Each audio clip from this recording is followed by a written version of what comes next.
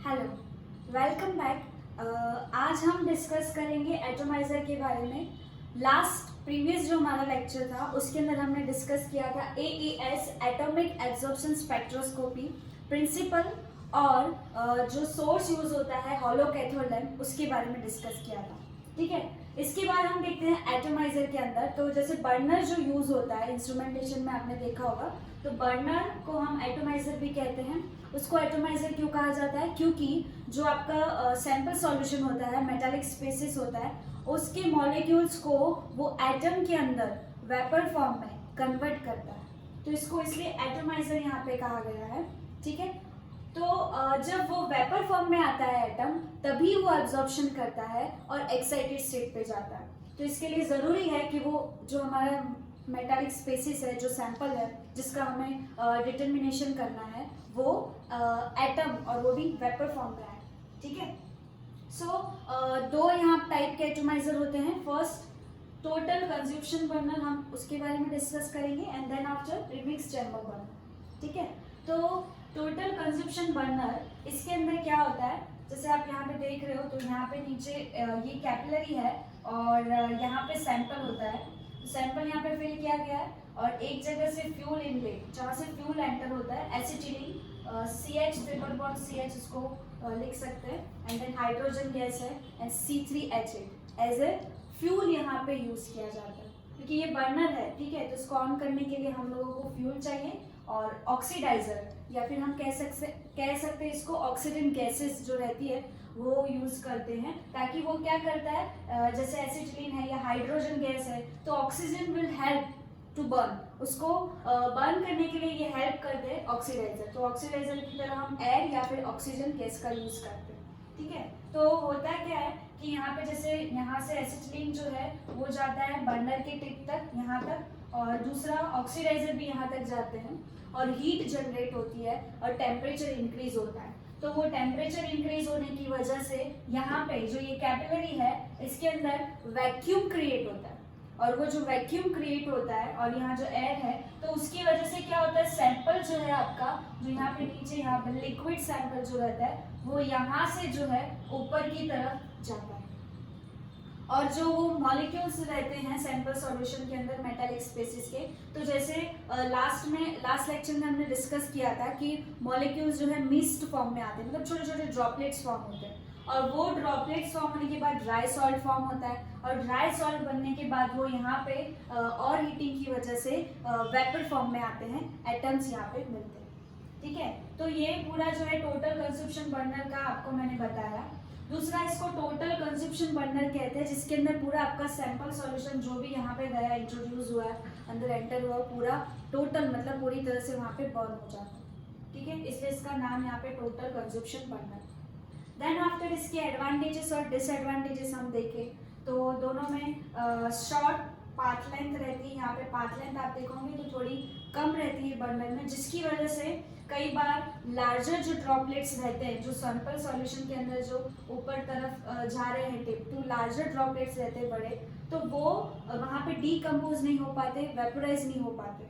ठीक है, then atomisation depends on viscosity. यहाँ पे जो भी एटोमाइजेशन होता है सैंपल सॉल्यूशन का, जो भी, वो किसके ऊपर डिपेंड करता है, विस्कोसिटी ऑफ एटम्स, एटम्स की विस्कोसिटी कितनी है उसके ऊपर डिपेंड करता है। एंड देन ये जो बर्नर होता है काफी नॉइजी होता है, मतलब शोर, इसमें आवाज ज्यादा आता है, इसकी वर्क एफिशिएंसी लो होती है, बिकॉज यहाँ पे पूरा का पूरा सैंपल एज इट इज ऊपर जा रहा है, तो पूरी जो यहाँ पे बर्नर की जो एनर्जी रहती है पूरी उसमें यूज होती है, इसलिए वो पूरी एफिशिएंसी जो है, वर्क एफिशिएंसी जिसको बोलते हैं, पूरी तरह यहाँ पे जो है ज्यादा नहीं होती, और ये फ्लेम जो रहती है अनस्टेबल रहती है, उसको टर्बुलेंट भी कहते हैं। मतलब जैसे आपने फ्लेम देखी होगी, ब्लूइश ग्रीनिश जैसी ऐसे ब्लू कलर की फ्लेम आती है, राइट, और उसके बाद कई बार येलो कलर उसके आसपास नजर आता है एंड अनस्टेबल रहती है। तो इसके अंदर क्या आता है कि येलो फ्लेम ज्यादा रहती है, ब्लू कम रहती है, और अनस्टेबल होती है फ्लेम। ठीक है, और दूसरा क्या है, इसके अंदर कई बार सॉल्ट फॉर्म हो जाते हैं। ठीक है, तो सॉल्ट फॉर्मेशन की वजह से यहाँ पे एटम्स जो है वो वेपर फॉर्म में नहीं आ पाते, तो इस वजह से इसकी एफिशिएंसी कम रहती है टोटल कंजम्पशन बढ़ने की। फिर एटोमाइजेशन यहाँ पे मतलब हाँ ऑफ कोर्स यहाँ पे हाई बर्निंग वेलोसिटी फ्लेम्स, मतलब यहाँ पे बर्निंग वेलोसिटी ज़्यादा रहती है, काफ़ी हाई यहाँ पे फ्लेम मिलती है, और फिर यहाँ पे एटम्स जो है वो वेपर फॉर्म में आ जाते हैं, ठीक है। देन दूसरा हम लोग यहाँ पे बर्नर देखें, प्रीमिक्स चैम्बर बर्नर। तो प्रीमिक्स चैम्बर बर्नर में आप लोग देख सकते हो कि कुछ चीज़ें इसमें जैसे सिमिलर है, सैंपल, ऑक्सीजन, फ्यूल और नेबुलाइजर, वो भी इसीलिए रहता है कि ऑक्सीजन यहाँ से एंटर हो रहा है, फ्यूल एंटर हो रहा है, और सैंपल सॉल्यूशन वो भी जो है बाय वैक्यूम मतलब प्रेशर की वजह से नेबुलाइजर के यूज से जो क्या होता है यहाँ पर अंदर यहाँ पे एंटर होता है चैम्बर में। और यहाँ पे आप देखोगे बर्नर का हेड है और यहाँ पे फ्लेम रहती है। देन यहाँ पे नई चीज़ आपको क्या दिखेगी, बफल्स, और दूसरा यहाँ पे ड्रेन लाइन है। मतलब होता है क्या है, यहाँ से फ्यूल एंटर होता है, देन ऑक्सीडेंट और सैंपल सॉल्यूशन के जो मिस्ट हम कहते हैं ड्रॉपलेट्स होते हैं, टाइनी ड्रॉपलेट्स, वो यहाँ पे सब आते हैं, सब यहाँ पे मिक्स होता है। बेफल्स का काम क्या है, वो तीनों को अच्छे से मिक्स करता है। और अगर सैंपल आपका सॉल्यूशन में बड़े ड्रॉपलेट्स जो आते हैं, वो ड्रॉपलेट्स क्या होते हैं, बफल से यहाँ पे कॉलिजन होता है, वो धीरे से ड्रॉपलेट्स जो है ड्रेन आउट यानी नीचे आ जाते हैं। मतलब यहाँ पे टोटल 90% जितना जो आपका सैंपल सॉल्यूशन है वो ड्रेन आउट हो जाता है, वो बाहर आ जाता है। यहाँ पे वो ठंडा होता है, कूल होता है, और वहाँ से लिक्विड फॉर्म में बाहर निकल जाता है।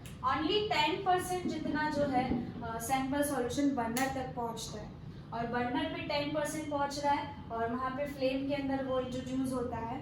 तो जैसे सिंपल सा है कि यहाँ तो आपका टोटल सैंपल जो है वो पूरा जा रहा था बर्नर की तरफ, यहाँ पे ओनली 10% जितना जा रहा है।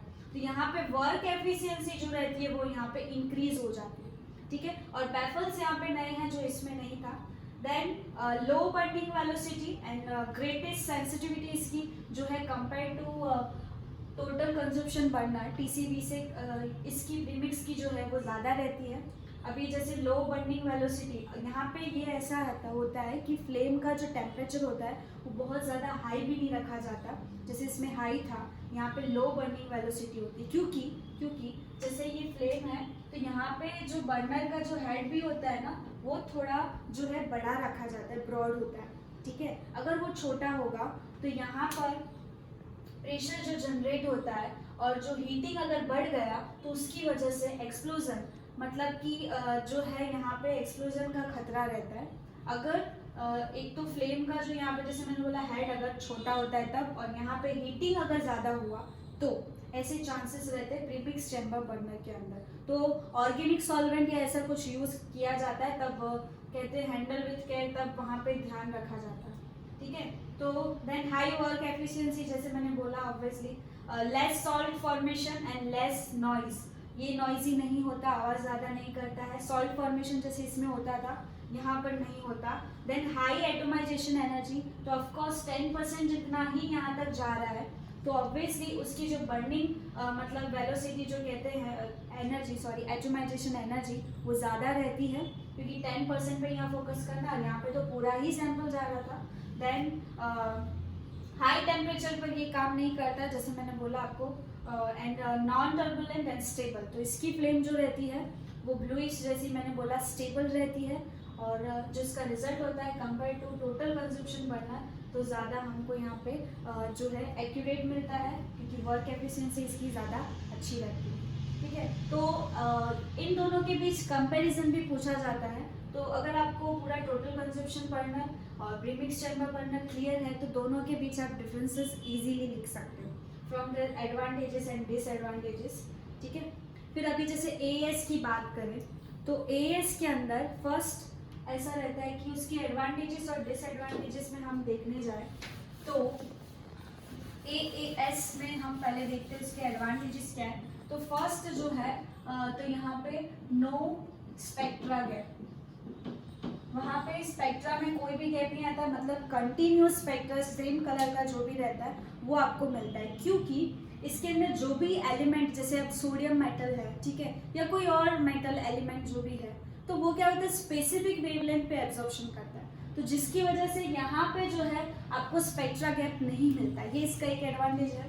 दूसरा जो एमिशन स्पेक्ट्रा होता है यहाँ पे जो मिलता है एटम्स जो ग्राउंड स्टेट पे होते हैं उनकी वजह से, क्योंकि फ्लेम में जैसे ही एंटर होता है तुरंत वहाँ पे एमिशन, जैसे फ्लेम टेस्ट करते हैं हम, तो उस तरह से एमिशन स्पेक्ट्रा यहाँ पे मिलता है। और दूसरा ये है जो एएस के अंदर टेम्परेचर और वेवलेंथ के ऊपर वो डिपेंड नहीं करता, ठीक है। देन नेक्स्ट पॉइंट अगर हम देखें इसके अंदर एएस के अंदर, तो कॉन्सेंट्रेशन एंड एब्जॉर्प्शन, इनका लीनियर यहाँ पे ग्राफ मिलता है और ये बियर्स लॉ फॉलो करता है। एंड द फोर्थ एडवांटेज कि प्रिसीजन और एक्यूरेसी, मतलब प्रिसाइज रिजल्ट मिलता है आपको और एक्यूरेट रिजल्ट यहाँ पे मिलता है एएएस के अंदर।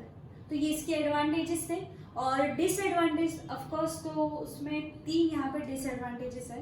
पहली चीज़ कि एएस के अंदर हम लोग हॉलो कैथोड लैम्प यूज़ करते हैं, तो हॉलो कैथोड लैम्प जो है सोर्स वो कॉस्टली पड़ता है, क्योंकि जैसे मैंने आपको बोला था कि हम सोडियम क्लोराइड का सैम्पल सॉल्यूशन ले रहे हैं, तो वहाँ पे हमको सोडियम मेटल का यहाँ पे कैथोड लैम्प यूज़ करना पड़ता है, राइट। पर अगर मैंने दूसरा कोई सॉल्यूशन लिया है, कैल्शियम क्लोराइड लिया है, बेरियम का कुछ लिया है, तो वहाँ पे आपका जो है कैथोड लैम्प जो है वो चेंज हो जाता है, ठीक है। तो उसकी वजह से उसकी प्राइस जो है वो बढ़ जाती है। देन आफ्टर नेक्स्ट उसका जो डिसएडवांटेजेस हम अगर देखें तो जैसे एल्यूमिनियम है और टिटेनियम है, सिलिकॉन है, वेनेडियम है, तो ऐसे कुछ एलिमेंट्स होते हैं जो एलिमेंट्स मतलब जैसे ये एएस के अंदर आते हैं और थोड़ा उनको टेम्परेचर मिलता है तो वो क्या करते हैं, ऑक्सीडाइज हो जाते हैं। और जब कोई भी एलिमेंट ऑक्सीडाइज हो जाता है तो वो कुछ भी एब्जॉर्ब नहीं करता। तो ये एलिमेंट्स का जो डिटर्मिनेशन है वो इसमें इजीली पॉसिबल नहीं होता, पर हाँ कुछ चेंजेस करके उसमें कुछ हम बदलाव करके यहाँ पर इन एलिमेंट्स का डिटेक्शन और डिटर्मिनेशन कर सकते हैं। देन दूसरा इसका हम देखें डिसएडवांटेज ये भी है कि जो नेगेटिव आयंस होते हैं सॉल्यूशन के अंदर, ऑफ कोर्स NaCl था तो सोडियम का हमको करना था, तो क्लोराइड आयन भी है, ऐसे दूसरे कोई भी सैंपल सॉल्यूशन में नेगेटिव आयंस जो रहते हैं तो वो भी जो है सिग्नल को इफेक्ट करते हैं। तो यहाँ पर जो है AAS जो था एटॉमिक एब्जॉर्प्शन स्पेक्ट्रोस्कोपी हमारे यहाँ पे फिनिश होता है। अभी नेक्स्ट लेक्चर में हम लोग FES के बारे में पढ़ेंगे। Okay, thank you.